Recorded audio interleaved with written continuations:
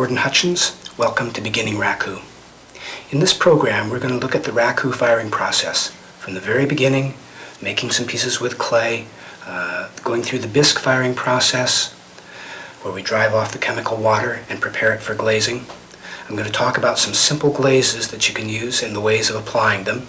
Then we're going to go straight into putting them into a kiln and watching the flames lick around the pieces. Then we'll be popping them out of the kiln, doing a little bit of fancy footwork afterwards, putting them in some dry leaves, sawdust, things like that, and smoking them and seeing the results right then. I'll give you a little background on raku. It's a Japanese origin firing technique, started in the Middle Ages in Japan, closely related to the tea ceremony. In the 1960s, some of the artist potters like Paul Soldner started working with that, looking at the different artistic ways that you can use raku firing and the creative process. And we evolved some other extra things you do with it afterwards in the post-firing. So it's developed a lot of appeal for beginning potters because of that immediacy, that spontaneity, that instant gratification. Because it's a low firing process, you can use a very simple, easy to construct kiln. And I'll be showing you in this program how to construct that kiln. And the process is very immediate. Glazes are brushed on, you get the results quickly. And it's also a process where it's exciting to do it. There's flames licking around, there's flames popping out of the top of the kiln, and you're not waiting for the kiln to cool. You're opening it up, diving right in with metal tongs and whipping these red hot pieces out and looking at the results immediately. So it has a lot of appeal for beginners in that way. I'll show you some of the types of glazes that we'll be looking at. Matte white type of glaze here with a crackly background. This one is quite stable for doing brushwork of different colorants on them, and I'll be showing you some colored washes that we can use. And I'll show a turquoise type of glaze that gives this nice kind of runny turquoise color, and how to utilize the natural smoked clay as part of the decorative element in it. I'll be showing you also a simple matte velvety copper glaze, which if fired right gives some interesting surface blushes of color and flashings of iridescence and subtle velvety tones. And we'll be working with some simple slabs. As I have on this larger piece here, we'll be doing some smaller work, stretching out slabs, working with texture in slabs, and then glazing those. So let's get started. I'm going to grab some clay and we'll get going with it. The clay used for raku pots is usually a stoneware type of clay that's had additions of grog added to it. Now grog is essentially a ground up fire brick. They're usually scraps from the clay manufacturer, actually, the fire brick manufacturer. They're then ground up, pulverized, and screened, and you can get them in varying meshes. They will usually add this to a higher firing stoneware clay recipe. The function that the grog serves is to open up the clay body, allow moisture to evaporate quickly, moisture that absorbs from the glazes that you apply. It also gives it strength to take the heat shock that it's going to be subjected to, going into a preheated kiln and then being pulled out while it's red hot.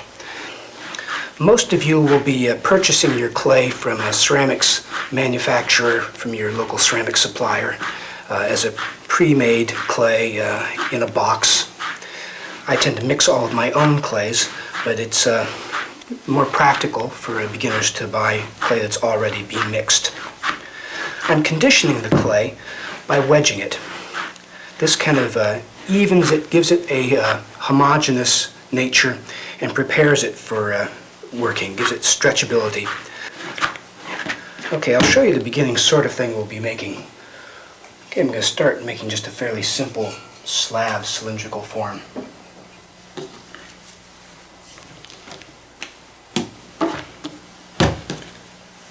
I tend to pound my slabs out. I'm just kind of stretching the clay, flipping it over each time so I'm evening the compression on each side. Now before I start really getting it stretched out to the size that I'm going to want at the end, while it's still about twice, 3 times as thick as I want it ultimately, I'm just going to do a little bit of fun stuff with it, make a few impressions in it. Perhaps a simple line here, or even just a few scratch marks with a pin. Then as I stretch it, these will expand out. Now at this stage I will stop flipping it over. I'm just going to work with it on this side here. This surface that I'm working on is a plywood tabletop that I've covered with stretched canvas. This makes a really fine non-sticking surface to work on.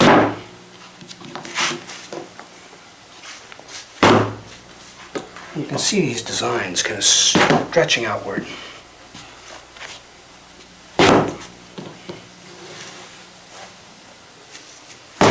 And the clay is getting some nice stretching texture to it as well.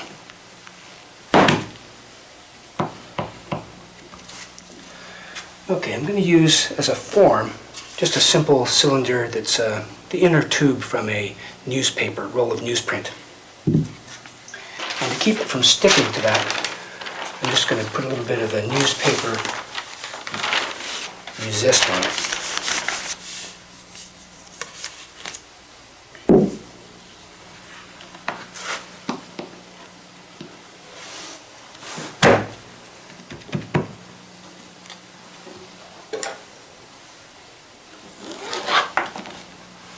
This will be the bottom of my piece. And I'm just going to casually wrap this very free-form cylinder around this.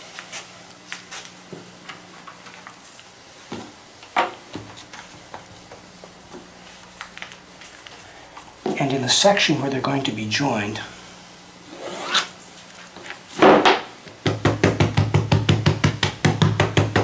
just going to flare this slightly. And anytime I'm joining 2 pieces of clay, I'll make a stronger joint if I score it first. I'm using, in this case, a serrated rib, or you can use a pin tool or the edge of some hardware cloth to rough the surface.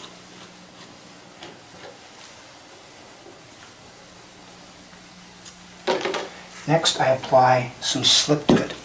And this is just a gooey slop of this same type of clay. And I use that as a glue to help join the surfaces together.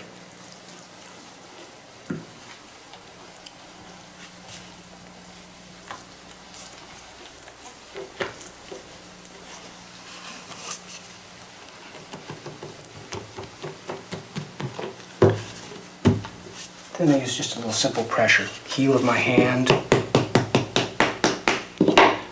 or a paddle.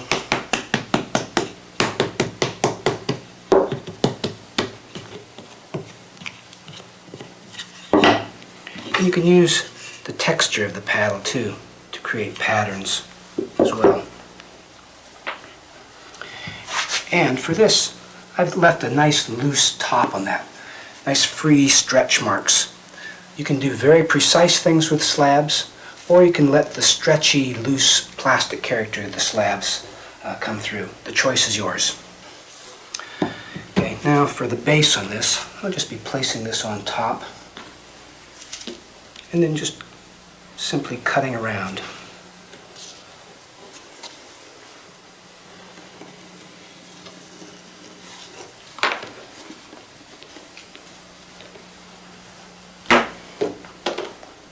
Now, to join these two, I'll do exactly the same thing I did before.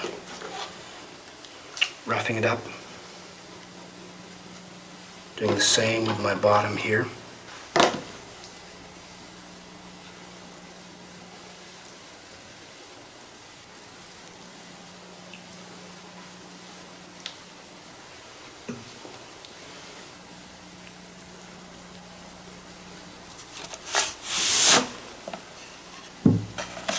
You can see how I just wrapped this around. It's going to unwrap in the same way. There we go. Now to join this, you just press it together this way. or can use the same rib to kind of work it over with my hand inside here to support the wall. And join these together the rest of the way around.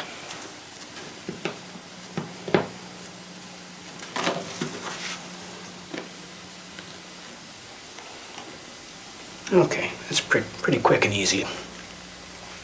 The next piece I'm going to demonstrate is a very simple slab platter. And for this one, I'm going to use a hump mold, and to give it a more precise shape instead of the more free form as on the last one, I've cut a template out of newspaper. And I'm just going to place that on my slab. And in this case, carefully cut out following the profile. A pin tool makes a nice cutting tool. A thicker knife sometimes tends to drag through the clay. Okay, on this piece, the face of the piece, the upside of the platter, is going to be onto this slab here, onto the hump. So, carefully lift it up and arrange it over here. This is just going to give it a nice, even, consistent curve. You can do all sorts of creative little feet. I'll put just 4 simple little tabs on the back of this one.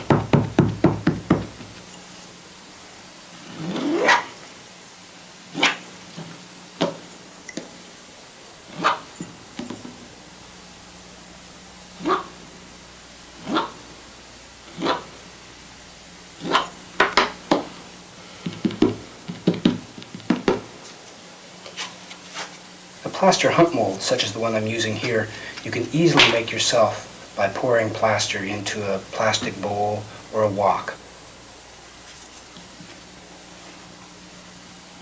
Okay, the edges can be finished in any way that you prefer. In this case, I'm just going to actually press it together with the edge of the paddle. There, very simple and easy. And if you like, when you are able to flip it over in a couple of hours, this slab, this hump here, is made out of plaster, so it's going to be absorbing moisture from it as it dries. That'll hasten the drying process. So in a couple of hours probably it will have dried enough, depending on how fast the air is moving in the room, to be able to flip it off of here carefully. If I were to do it now, it would just flop back into shape. But in a few hours, as soon as you can lift it and it doesn't want to alter its shape, you can turn it over and leave it plain for glazed decoration, or you could go back and carve in it or play on the other side of it.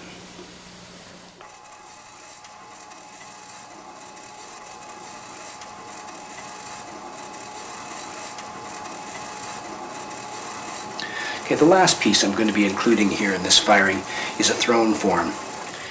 And those of you who are already working on the wheel will find that throne forms lend themselves really well to raku firing.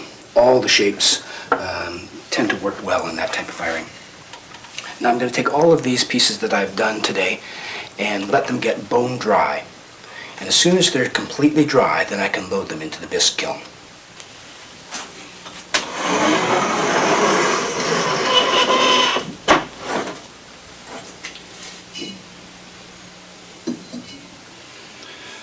Okay, I've used my electric kiln here for doing the bisque firing.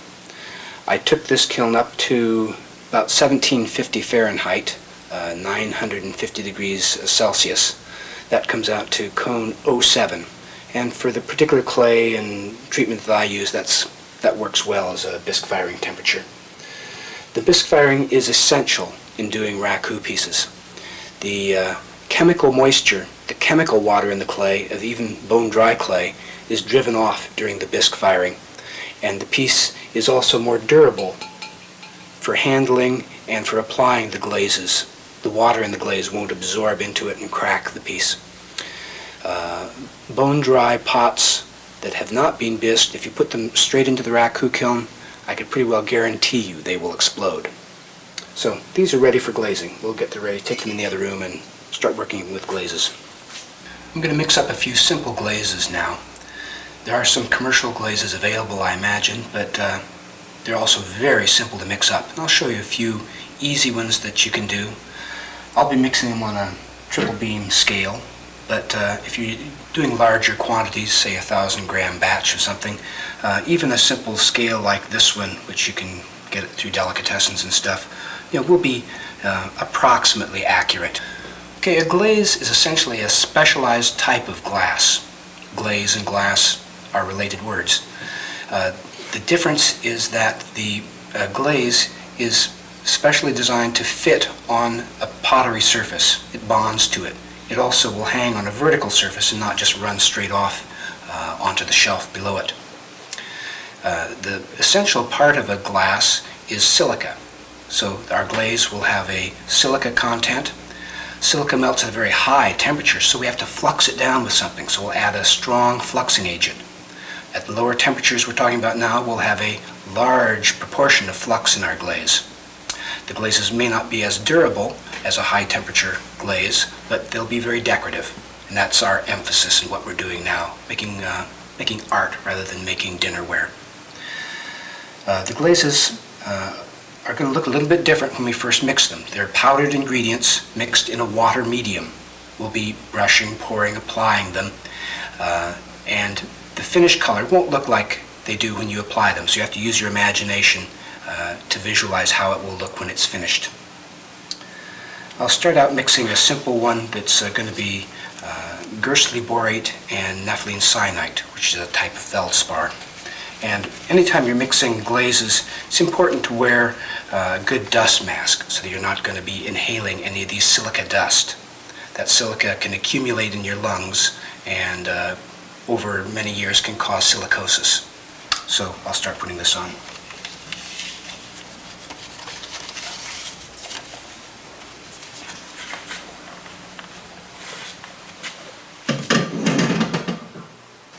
The printed material with this video includes glaze recipes for the different glazes I'll be mixing up here. The first step is weighing out the dry ingredients. Those are put into the scale and carefully measured, then put into a plastic bucket for mixing. And the same process here will be used for the glaze stains and washes I'll be mixing up, and I'll be using those in just a few moments.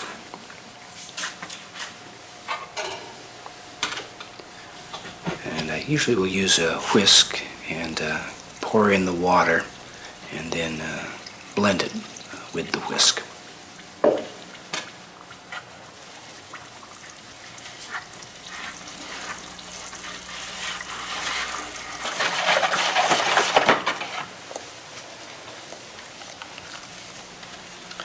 Once the glaze is thoroughly mixed with water, there's no longer any silica dust coming off from it, so it's then safe to work without a mask. Now I'm going to screen the glaze, and that'll help get rid of some of the lumps. Gerstli borate tends to mix with water in a kind of a lumpy fashion, so I'm just going to run it through an 80 mesh screen.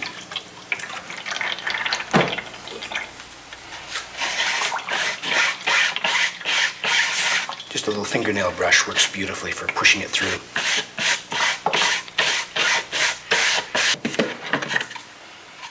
Okay, now the glaze is ready for application. I'll take it over to my glazing area and we'll start doing some decoration. I'm going to start using the basic clear glaze that I showed you while I was mixing it up.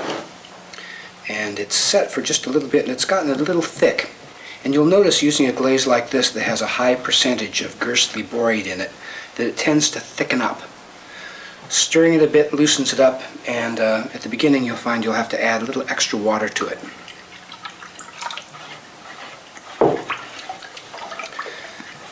This is a clear, glossy glaze, and it also sometimes, when it's very thick, runs just slightly. I'll be using this in the interior of this slab piece, and I'm going to pour it in.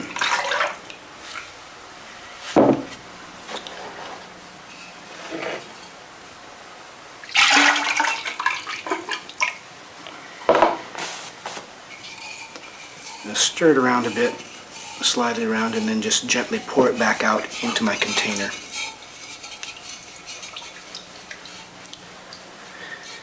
And I'm using this as a liner glaze primarily for aesthetic reasons rather than for function.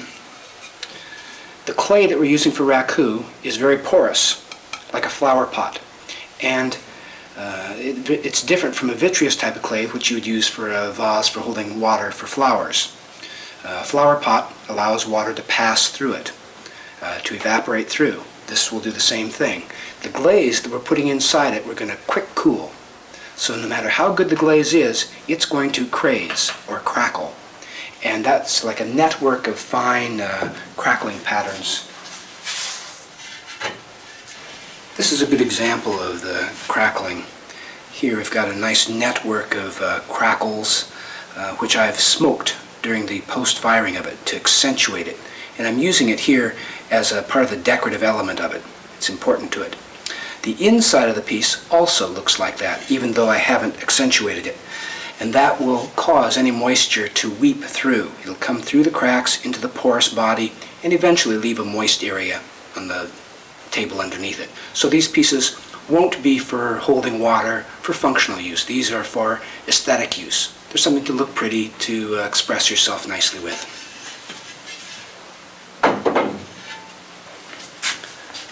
Okay, I've got the inside of this with a glaze on it. Now on the outside, I think on this one I'll use a matte copper glaze, similar to the pot that I showed you, the lidded jar that I showed at the wedging table. Now, this time I'm going to pour the glaze around the outside of the piece. So I'm doing it over a bowl to catch the excess drips of clay. And I've got this a fairly thin consistency. If I was brushing it on, I might go a little bit thicker.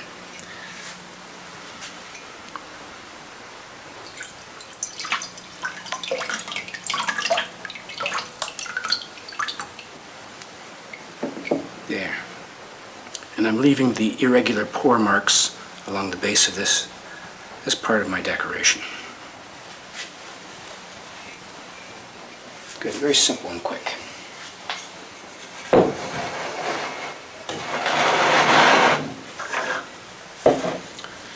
Okay, the next piece I'm going to be doing with two different colors. I'm going to do a matte white glaze, which is very similar to the shiny glaze, except I've added a little bit of bone ash to it. And what that's going to do is give the glaze just more of a matte surface, and it won't run at all. It'll stay very stiff where it is, so that I won't be having any distortion in any brush marks that I'll do on it.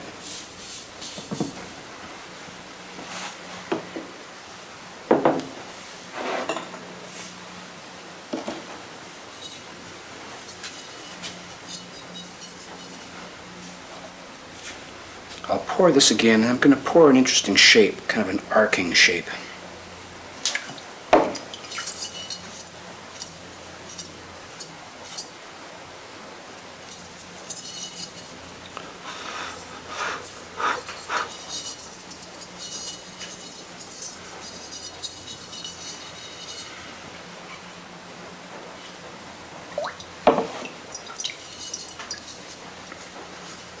This area is going to be a matte white, and I'll do a little bit of brushwork here as well later when the glaze is dried. While this glaze is drying just enough to handle it, I'll get my next glaze prepared. This is a copper turquoise glaze, and I'll be showing you how to fire this one so that it comes out a nice turquoise color. It tends to be a shinier glaze and has a nice texture to it as well. Just doing some areas overlapping my previous glaze and some areas where it's still on the raw clay. And here's one of the tricks when you're doing raku pieces, they're going to be smoked afterwards, is visualizing the different colors. These ones, this will be more of a bluey green color, this will be white, but this area here is going to be black. So in my mind, I'm visualizing those three colors I'm working with together. Now in this one I'm going to do some brush work. The copper doesn't take some of the brush work that well. It tends to run and is fluid. So what I'm going to do is work just in this little canvas that I've created here in what's going to be my matte white area. In one, I'm just going to do a very simple brush stroke, and on the other, I think I'll do something a little more ambitious. A little quick mark. Okay, on this piece I'm using a wash, and that's a mixture of a coloring oxide. In the case of this black one, it's a mixture of manganese, cobalt, and copper in equal parts, just mixed with water. And there's other combinations you can mix as well, but I'll start out with this. And I've been practicing earlier in the day on paper, which helps get you loosened up for doing a pattern. It's a good idea to practice a little bit ahead of time.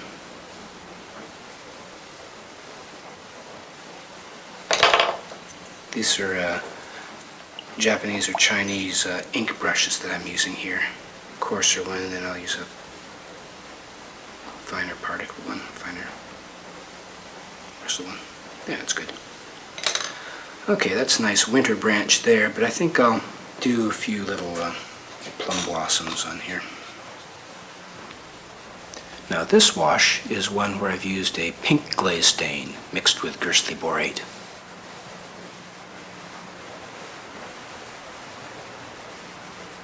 Just a few little clusters here and there.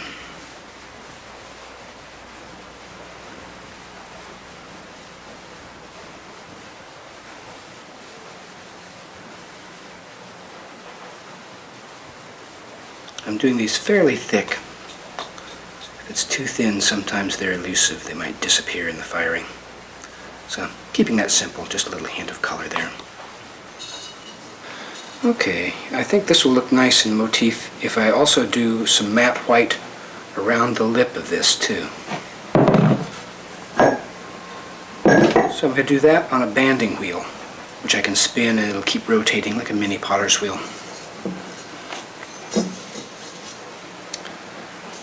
And I'll do this in my matte white glaze.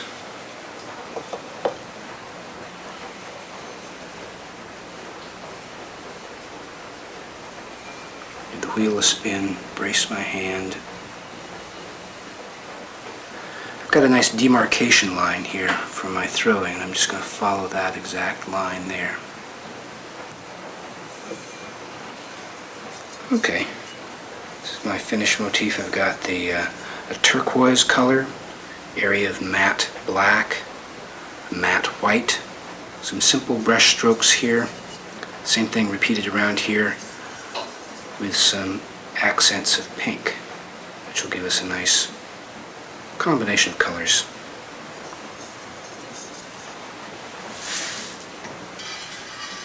Okay, this platter I'll be glazing in a way that's similar to that vase I just showed you earlier. But I'll keep in mind when I glaze it to include some of the clear, shiny glaze. And I can show you later on how I'll use that as a key to judge temperature in the kiln. And speaking of the kiln, I guess we'd better look at getting a kiln put together. One of the joys of raku firing is that you're able to do it with a very simple type of kiln.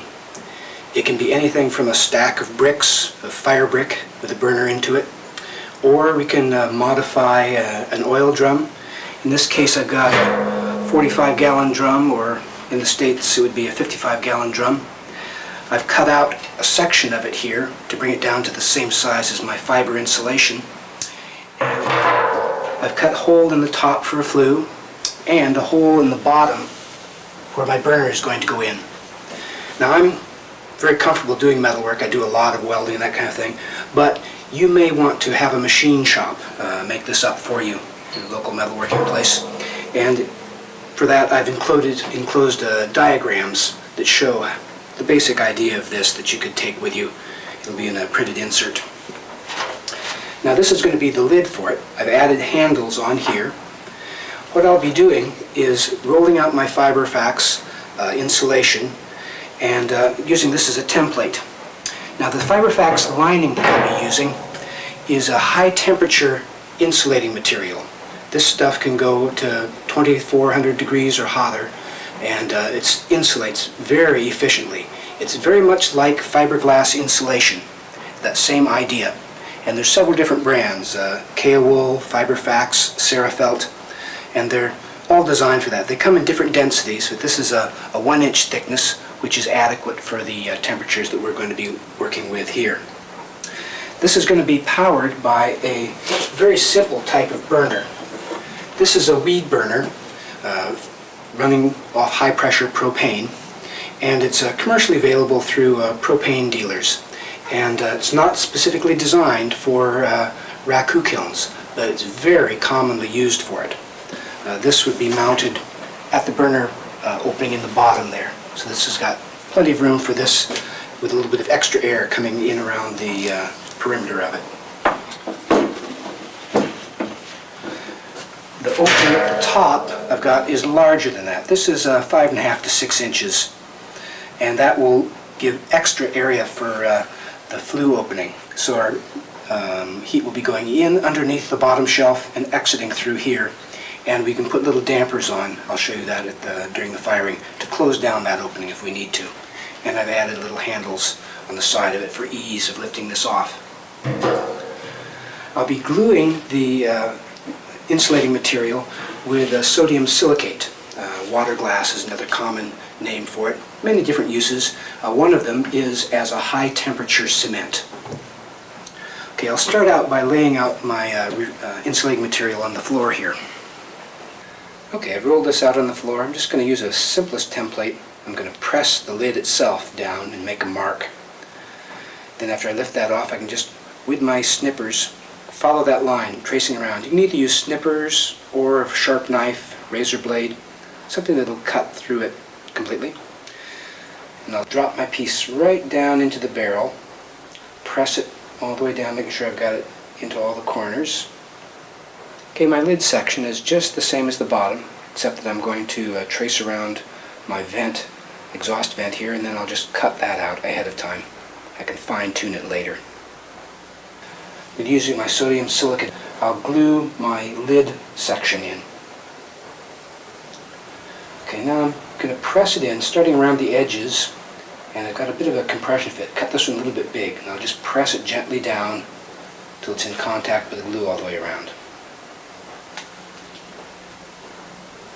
For the body of the kiln here, again I'm going to brush on a little sodium silicate. And after I get that all in place, I'm just going to drop the whole roll of material in now. I did measure ahead of time, so I should have enough to go all the way around. And I'll just very gently unroll it in here while I'm gradually putting it in contact with the surface of the barrel as I unroll it until I come around to the beginning point here. Now it's simply a matter of just cutting off this excess strip and pressing it into place. Away we go. Now to make sure that my lid is going to stay in place with its fiber insulation, I've done kind of a friction fit, a little bit larger, and squeezed it into place. I've glued it in with some high temperature cement. And now, for an extra measure, I'm poking a little bit of this high temperature wire through. And then on the inside, I've got a little porcelain button that I've made. Okay, these porcelain buttons that I'm using here are very simple little affairs. I just pinch out and poke a hole in really quickly. I use porcelain, but any kind of clay or raku clay will do. And for a low temperature firing like this, even bisque fired as these are should be fine. For high temperature type kilns, I usually will fire them all the way up to vitrification. But for here, I think bisque is even better. It takes heat shock a little bit better. Kink it in place and do the same on the other side.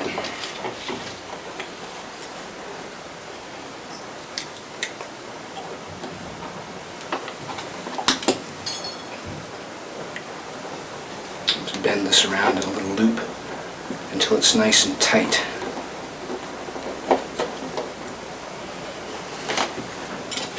Okay, there we go. And that's kind of pulled that snug on this inside.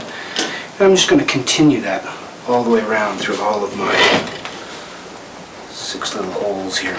This is the basic finished kiln here. I'll do a little fine tuning of the port, the exhaust vent there. But that's essentially what we'll be firing up now. This is what it looks like on the inside.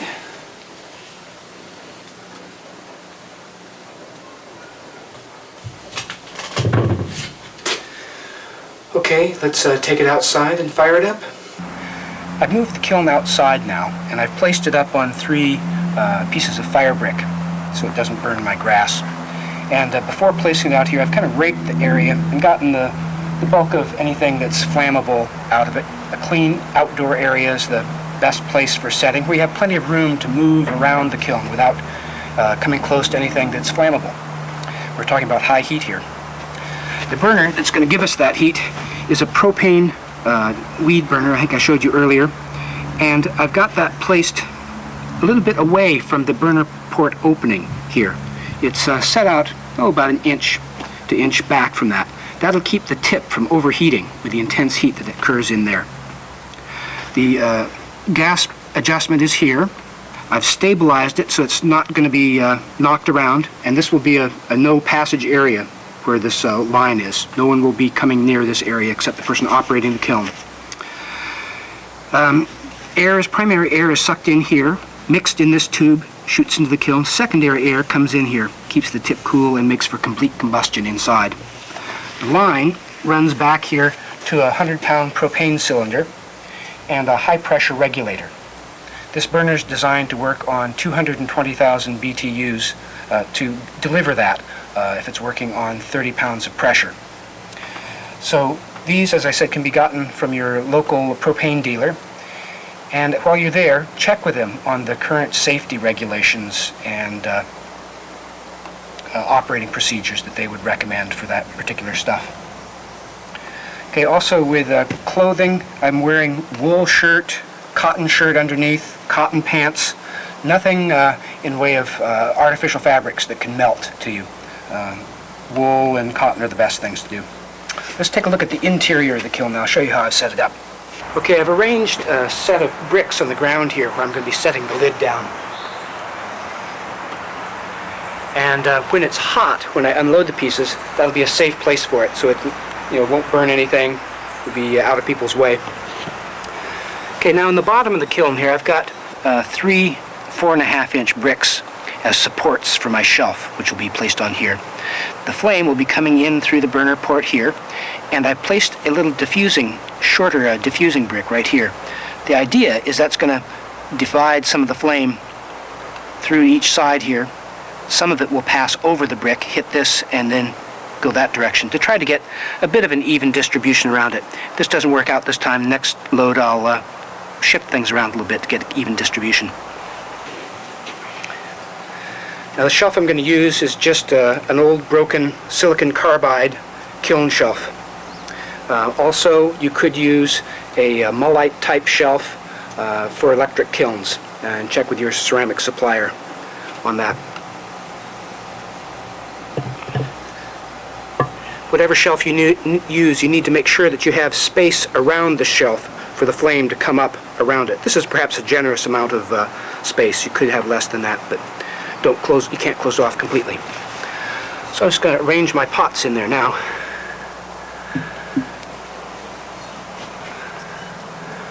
We've got space in here for more pieces than I'm placing in here, but this is what I've got ready now. Okay.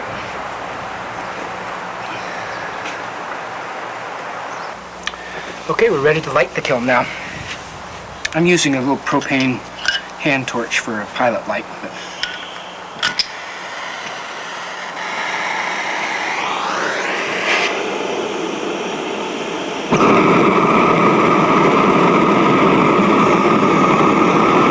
I'm going to leave the burner on low to begin with. I don't want to shock the pots too much. And I'll gradually turn it up over the next 10 minutes. For judging temperature, I'm going to be using a visual key to judge temperature. But there are other options. A pyrometer could be used. A pyrometer, a meter to measure heat, and a thermocouple. 2 dissimilar metals that expand and contract differently when heated. Now I've made a little hole in the top of it so a thermocouple can reach down into it, and then this will move up along the scale as the heat rises. Another thing you could use is a cone. Pyrometric cones are used to judge temperature in the kiln. They're chemically formulated to bend and deform at a given temperature.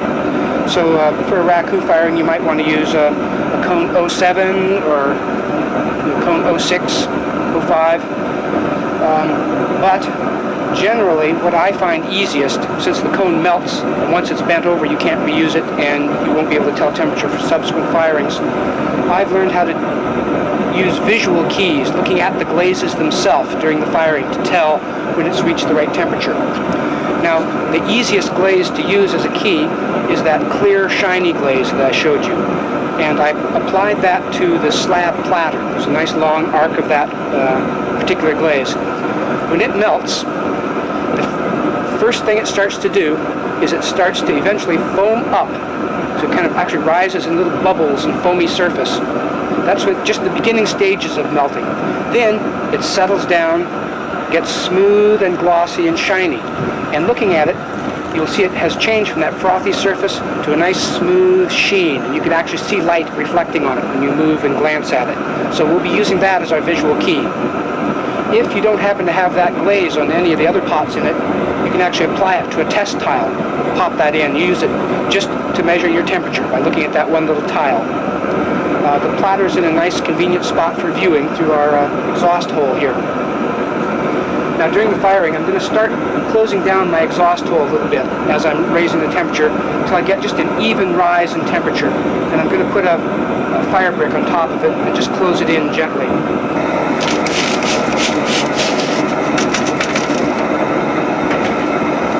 Okay, I'm spreading out some sand in the area where I'm going to be unloading my pots. That's going to keep me from burning the ground, and what I'll be doing is smoking these pieces afterwards to reduce the glazes. That will change the copper from a green color, anywhere from a copper penny color through iridescent type colors. It gives lots of interest to copper glazes. It also will smoke the clay body. The smoke will impregnate it and turn it black from white. And it's also going to accentuate any crackle patterns in the glaze. So my source of smoke is going to be straw and sawdust. Got a little bit of each. So what I'm going to be doing is placing my pot in a little teeny nest of sawdust and or straw, and then I'll be inverting a bucket over it, and then pushing the edge of the bucket down into that sand. And that'll kind of seal the joint. Keeps a lot of the excess smoke from billowing out all around us. In this place, I'm going to be putting my platter. So instead of using a bucket, what I'm going to do is a garbage can lid. I'm placing the platter down, and I'll spread out my sand enough so that I can place this lid over it and nestle that down over my platter. So one bucket for each. Inside the buckets, for creating more reduction, I'm going to put straw.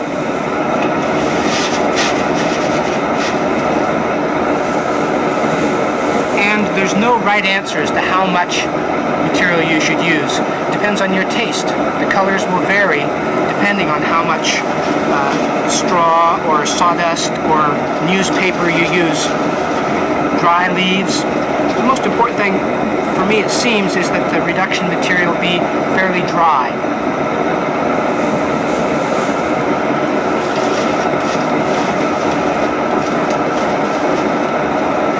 Newspaper is a common one. In this case, I'm doing it all in inverted buckets.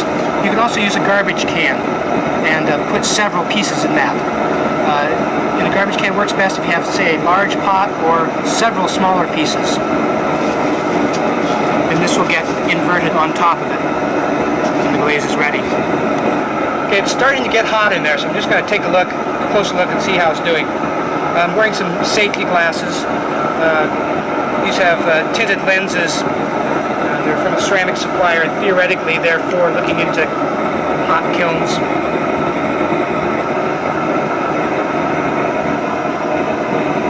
With a beard like mine, I put a little extra protection on there. If you have long hair, tie it back. I'm using this as a spy hole, but there's heat coming out of there at the same time, so I'm using extreme caution. If you were just to lean your head right in there and take a look, you'd lose some eyebrows. Okay, beautiful. You can see the glaze just bubbling up, getting frothy in the lower left-hand corner here in that area of dark glaze. You can see it, that frothy surface. It'll smooth right out and get kind of a glossy sheen to it when the glaze is mature. Okay, I've laid out my area so that I've got a nice standing room here between me and the kiln. I'll be standing right here, reaching in, pulling out my pots, going 1, 2, 3. So I've kind of arranged everything where I want to have it. I've done a little dry run practicing where I'll set the piece so I know that I'll have this ready, my bucket ready to invert over it, this bucket ready to go over this pot, and for this one I've got a little handful of straw that I'm going to throw on top of it, and then I'll put my garbage can lid on top of it like that. So I've got everything placed, I've practiced a little bit, I know where everything's going to go, so I'm ready to do it. I'll be using some leather gloves to protect myself from the heat. Again, I've got a shirt, there's no bare skin showing anywhere down here. I'll be wearing some safety glasses. Some people wear a whole safety visor that goes down over their whole face to protect themselves from the heat, and that might be a useful thing to use as well. I take risks with this for sure.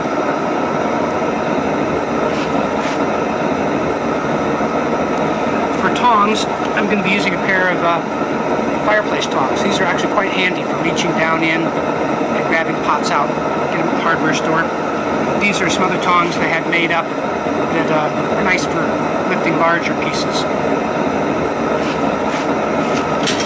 Here's some other types of gloves that can be used. These are some non-asbestos type heat-resistant gloves.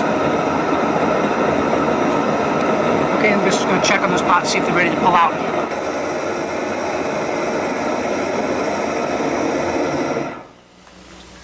Oh, it's nice and quiet now. The glazes are just perfect. I'm going to unload it now. I've got a garden hose over here, just in case there's any flare. I've cleaned my area up, any extraneous things.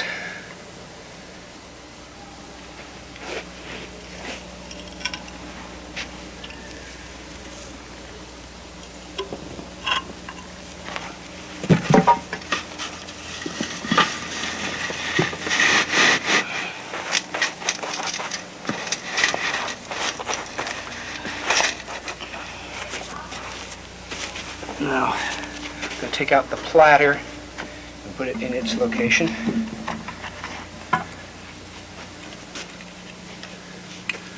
Well, it looks kind of nice already. It's nice in oxidation, but it'll look even better when we smoke it.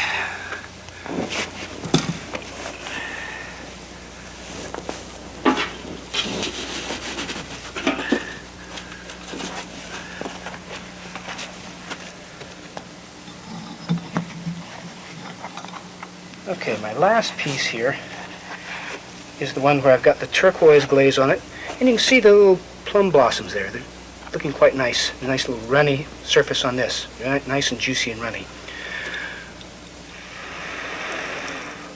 It's hot. I'm not getting too close. I'm developing a crackle pattern here. As I blow it, I can hear a nice little tinkle, tinkle, tinkle, tinkle.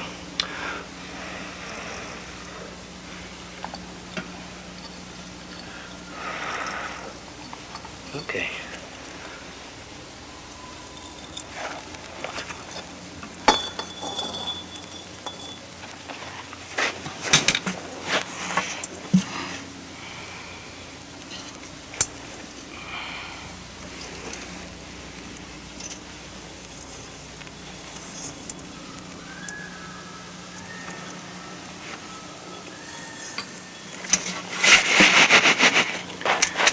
I was letting it develop a nice crackle pattern before I started to smoke it, and letting that copper glaze chill a little bit. If I heat this one too quickly, it will get some of the iridescent-y copper colors, sometimes a little bit of red in it, which can be nice. This glaze can be done either way, but for this one I'm looking at the turquoise color, so I'm chilling the glaze a bit first. Okay, now is the hardest part. We got to wait for, I'd say, around 10 minutes for those larger pieces for best effect for what I'm looking for. So try to be patient for 10 minutes. It's been about 10 minutes, so let's see what we've got here. Ooh, nice. Great.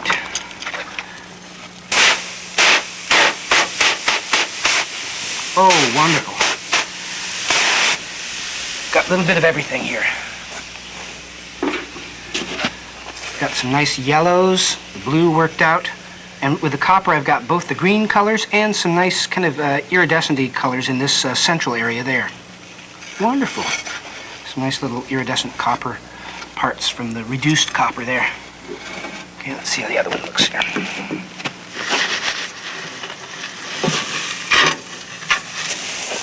Oh, nice. Look at that.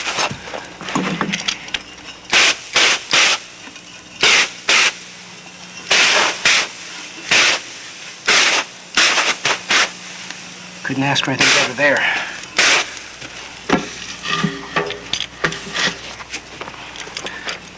Now, by spraying it, I'm stopping it from reoxidizing. It's just hot enough that it could reoxidize and all turn a pale green color. But by spraying it here, I'm kind of freezing it at this stage of semi-reoxidation. Underneath there, the transformation that went through was this, it all turned this bright copper penny color. The copper oxide is green. The metallic form of copper is bright like a copper penny.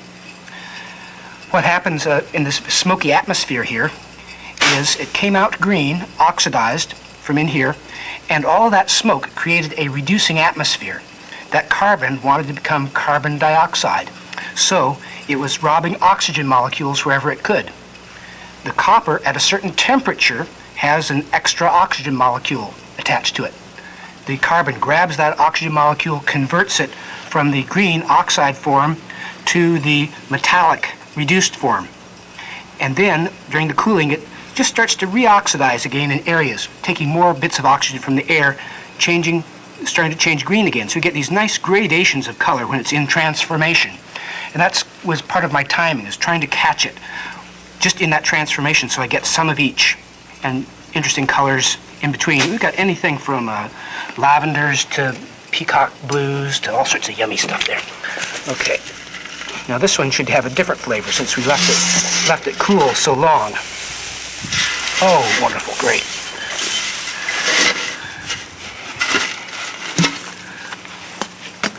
Okay, this one now has the copper still in the green oxide form.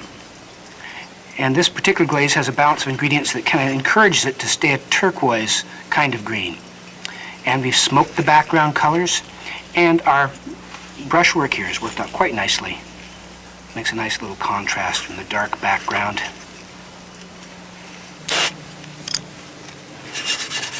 Okay, I'm scrubbing off just a little bit of the excess soot and stuff around the edges of this, brightening it up a bit. But you can see on here I've got a nice variety of colors happening on here. I've got some nice yellow, some blue, a bit of that pink showing through there in the few brush strokes here, and then a nice copper, subtle copper iridescence in the central part of this one. And you can see here the difference in the crackling pattern. Here's it's fairly subtle. This is exactly the same matte white glaze.